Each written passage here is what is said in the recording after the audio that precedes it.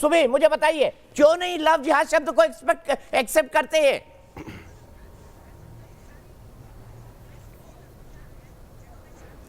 दीपक जी, ये किस चीज को एक्सेप्ट करते हैं? क्या ये गजवाए हिंद को एक्सेप्ट करते हैं?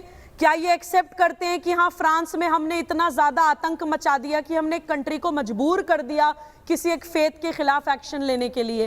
क्या ये कभी एक्सेप्ट करते हैं कि हमने इस्लाम में इतनी वायलेंस करी, हमने भारत के खिलाफ इतनी वायलेंस करी? ये लोग तो बिल्कुल कत्ल भी कर देंगे, आपके गर्दन पे छुरी भी चला देंगे, और अब अपनी गर्दन बचाने के लिए अगर इनका गिरेबान भी पकड़ लेंगे तो ये बोलेंगे तुम तो इस्लाम विरोधी हो, डिनाई कर देते हैं कंप्लीटली। तो ये तो देखिए साइकोपैथी है। जिनके अंदर कॉन्शियस ही नहीं है उनके अंदर आप क्या जगाएंगे? मैं बात करना चाहती हूँ भारतवासियों से, हम लोग डिफेंसिव मोड में क्यों आते हैं?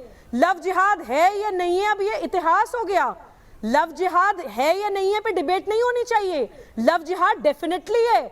कश्मीर से लेके कन्याकुमारी तक हर स्टेट में, हर शहर में, पुलिस स्टेशंस में लव जिहाद के रिपोर्टेड केसेस हैं, लड़कियों के साथ हो रहा है।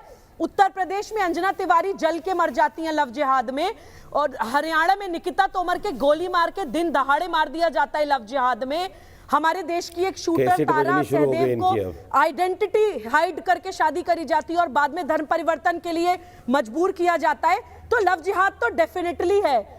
दूसरी बात, एक ओवैसी साहब की अभी स्टेटमेंट चल रही थी कि योगी जी को आर्टिकल 21 पढ़ लेना चाहिए। ओवैसी साहब बहुत ज्यादा मुलम्मा चढ़ाते हैं, मुझे लगता है एक बार संविधान उन्हें दोबारा पढ़ लेना चाहिए।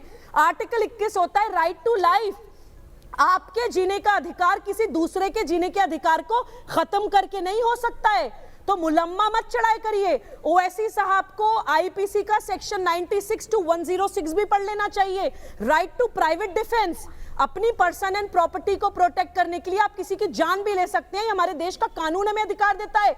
तो मैं योगी जी की राम नाम सत्य है वाली आइडियोलॉजी के साथ बिल्कुल खड़ी हूं।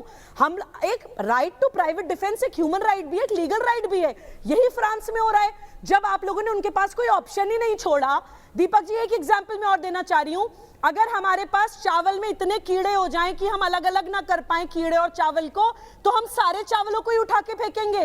कोई अपनी जान नहीं गंवाना चाहता है, बेसिक इंस्टिंक्ट होती है अपने आप को बचाने की। जब रैडिकल मुस्लिम और रैशनल मुस्लिम सब एक ही जगह बैठे हुए हैं, रैशनल मुस्लिम को रैडिकल मुस्लिम से अपने आप को अलग कर लेना चाहिए, तभी लोग आपके खिलाफ बोलना बंद करेंगे। अगर आप मिले जुले रहेंगे रैडिकल जी और मौन समर्थन देंगे उनको उनके अपराधों का, तो दूसरों से शिकायत मत करिए। दूसरा अपने आप को प्रोटेक्ट कर रहा है।